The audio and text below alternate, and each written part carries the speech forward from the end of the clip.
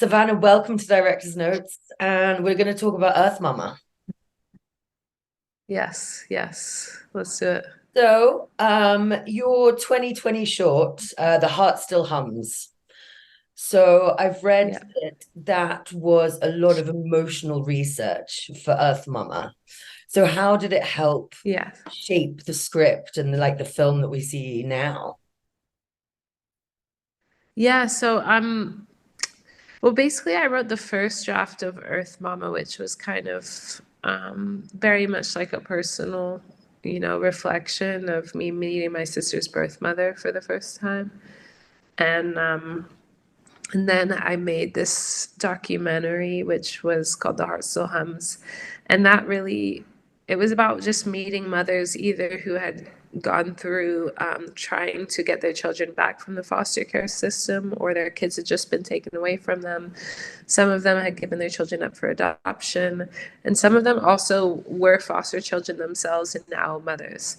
And so it was a really great group of different women going through similar situations and just hearing their unique stories. And so it kind of first and foremost gave me more questions and kind of started me on this like research journey, but it also kind of grounded my script in a way because it allowed me to see different emotional beats in the script in a different kind of perspective, or maybe just kind of giving that perspective a bit more weight and heart and Yeah. soul. And just some of the things that people had told me when we were doing that documentary kind of served as this like I say this like hum because someone literally said her soul was humming. And I think that hum is something that we kind of like continued on to create the kind of tone of Earth Mama. Mm. And so Earth Mama, it's fictional, but you've got a real like documentary lens that we see things through, and you've got those authentic stories from those women. How did you shape that all together?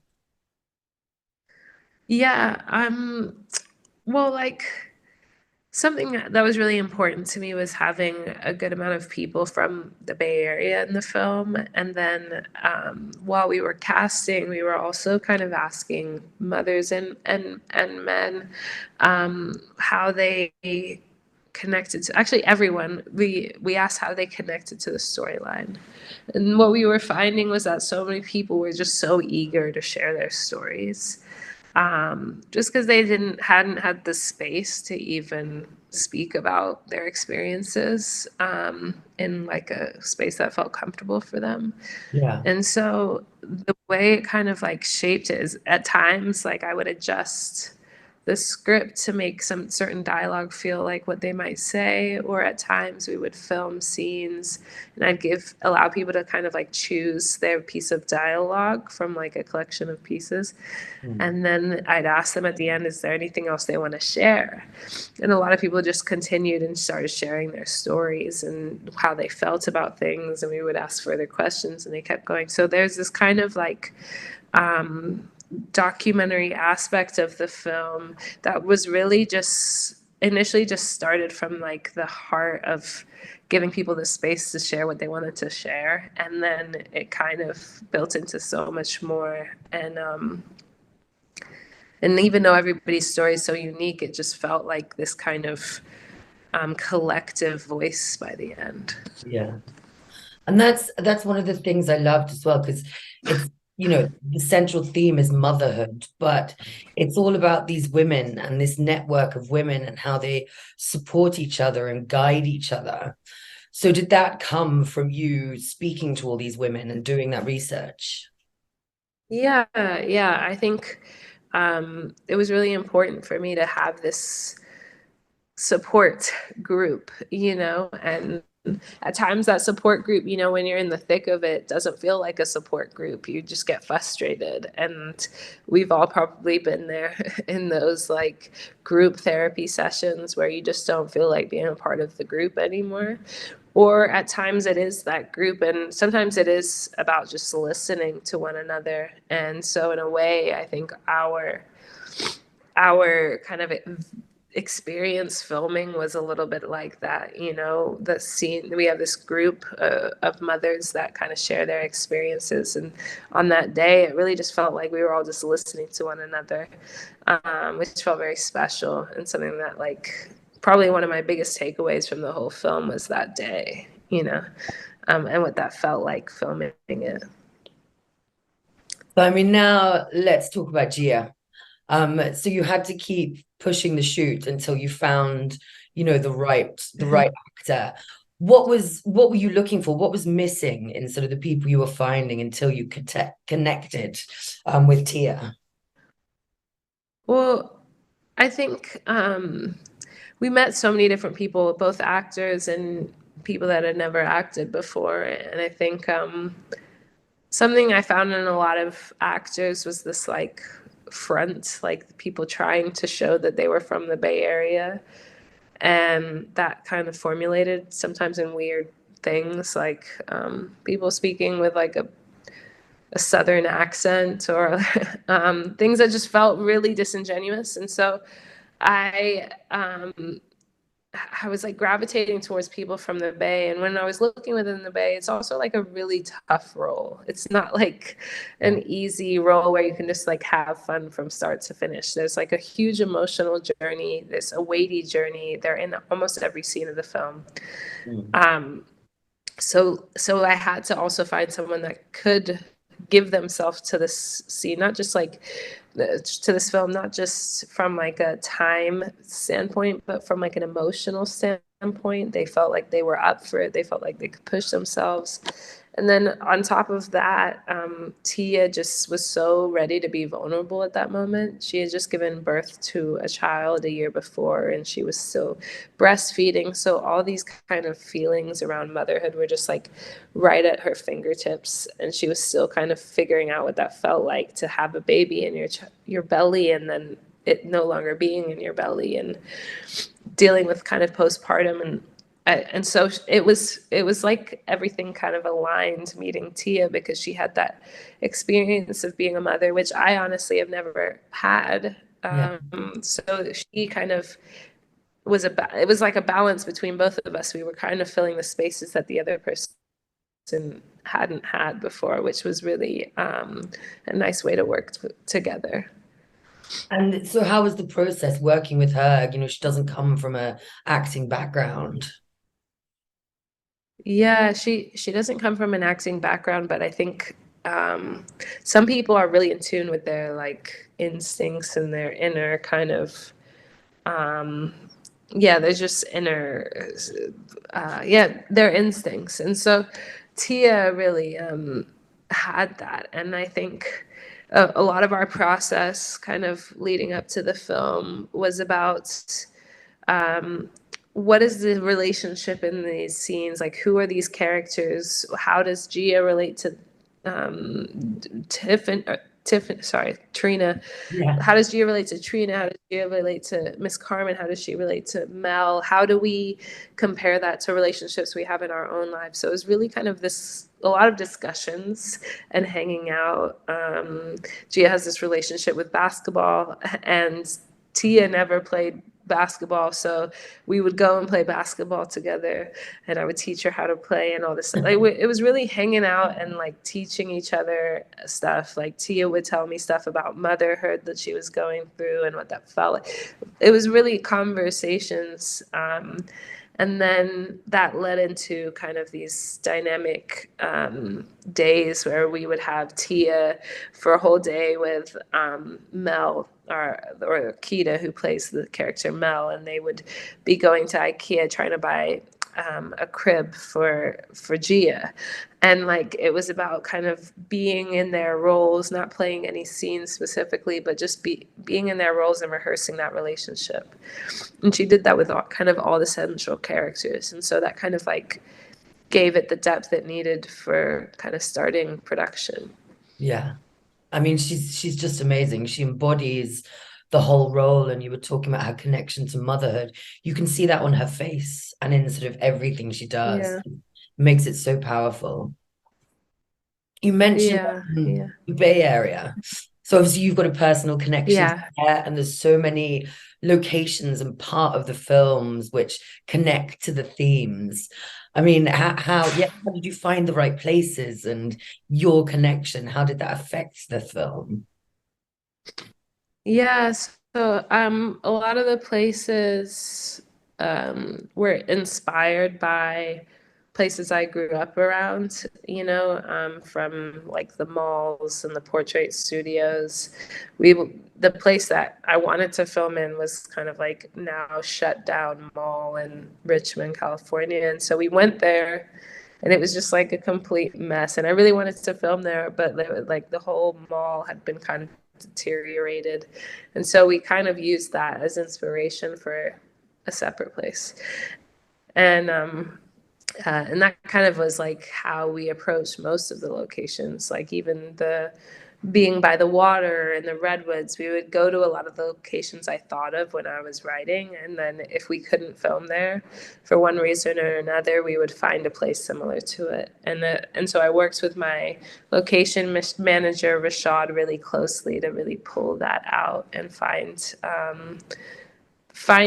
mean, we were just kind of going back and forth off of one another, because he grew up in the Bay too. And so we were kind of thinking about, going down memory lane and recalling all these moments of our kind of teenage years and trying to pull that out. And I think that's where the kind of authenticity in the locations comes from, is us brainstorming together, oftentimes walking into places and just begging them to let us film there. And your knowledge of the area as well. I mean, it feels the whole Yeah. film feels really lived in, if that makes sense. Yeah.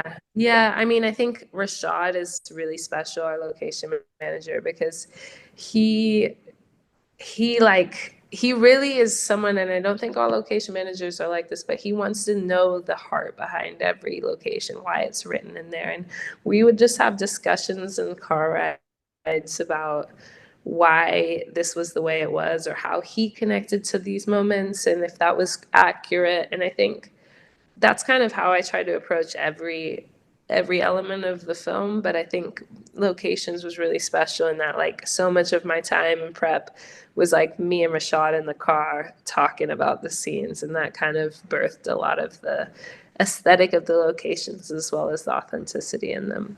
Yeah. So you spoke about the redwoods earlier, and I mean, those scenes in the woods, I've always loved magic realism in film. I think it is so powerful. Mhm. Why did you Yeah. want to incorporate those elements? Because it's a real, like, it's a realistic, gritty drama, but then you have these Yeah. incredible surreal moments. Yeah. I think well,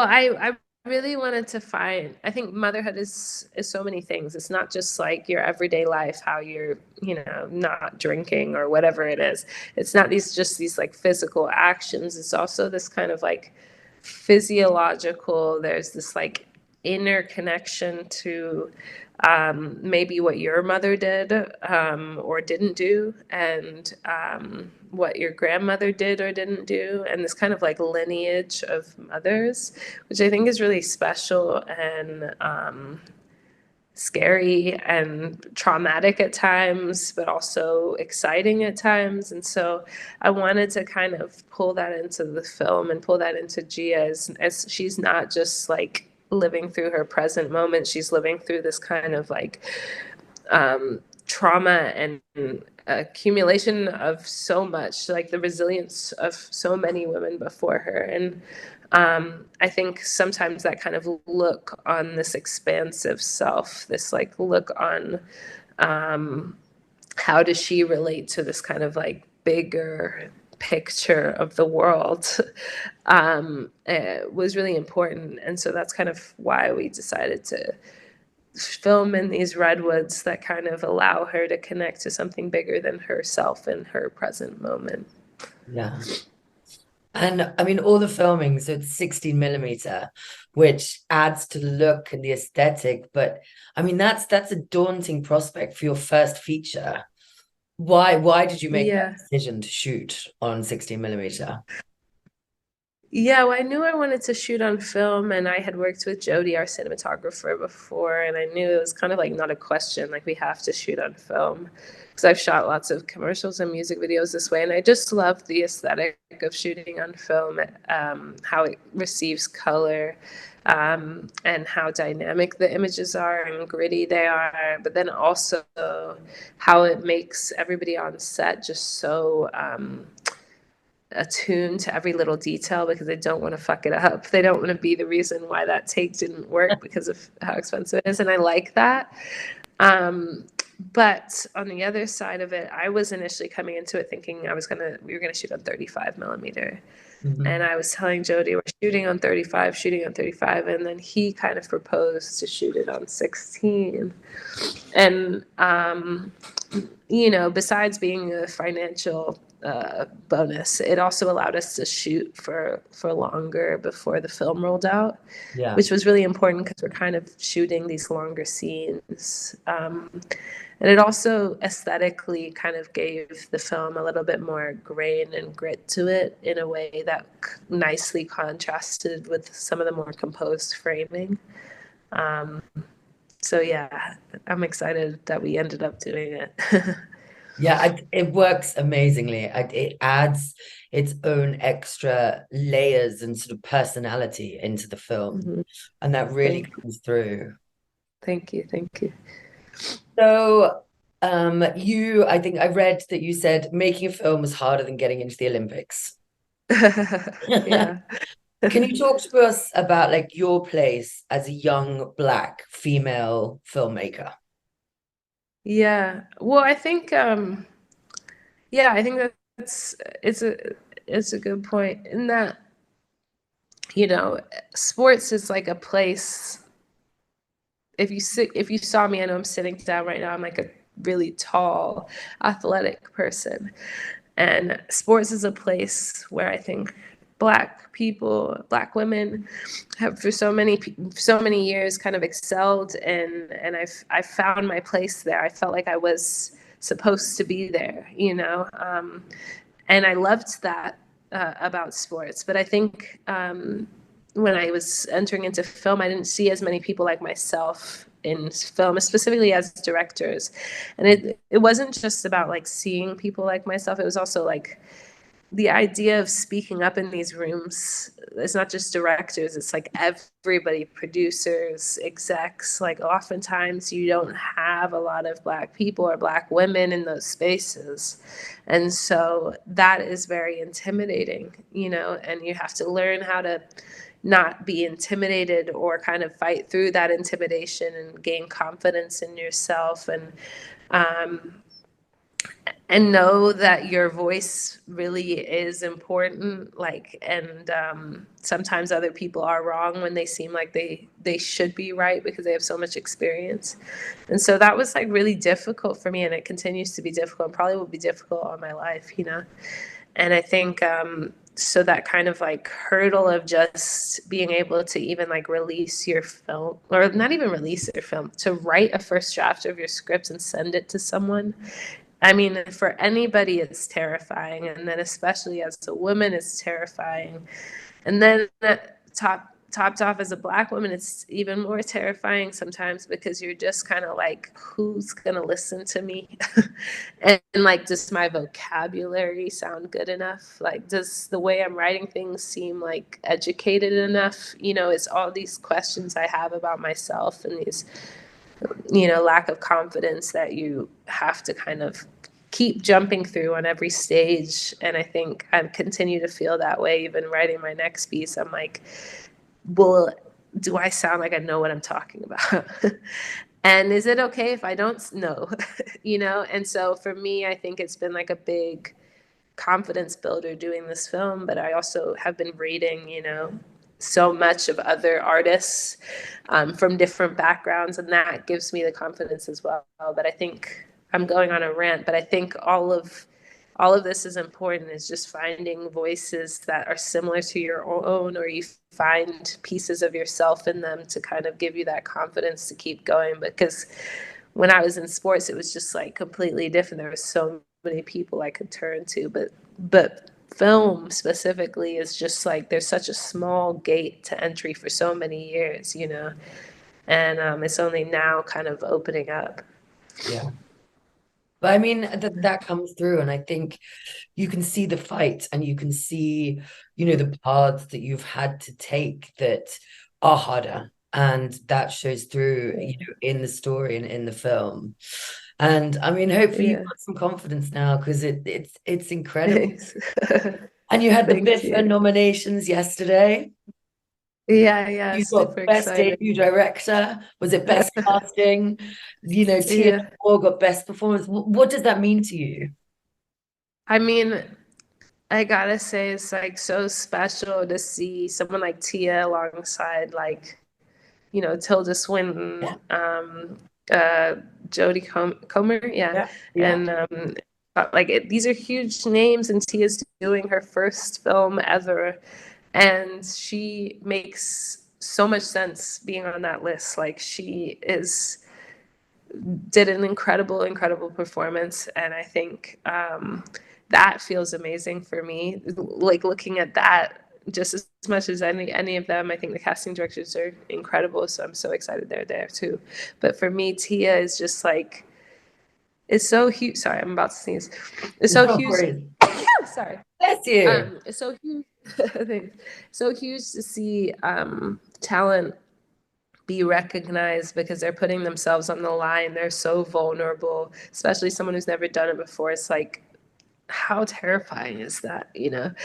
And to hold her own and do like a performance that is like has every right to be in that space, if not in other awards as well. I think like that's something I'm very proud to be a part of. So yeah. So is that you talking about, things that you've learned and going into making your next film? So what are you working on next? What's coming? Yeah, I'm writing a couple more scripts, one of which is set in the UK, which I'm excited about. I'm kind of taking a lot of what I've learned in story structure, how my approach to things, what I've really loved, what I wish I did better, and just kind of trying to challenge every aspect of the film. It's like really exciting to release a film or be in the process of releasing a film and just know that you have something brewing. That is like a great feeling is like, okay, I can shift my energy. And yeah, so I'm in that space of like shifting energy, finishing this energy that like, because it's still going to be released on December 8th, I think. But then I'm also shifting my energy to the next thing. Yeah, amazing. Well, look, thank you so much. It's been Of amazing course, thank here, you. and I love your film. Thank, thank you so much, and thank you for doing this with me. I appreciate it.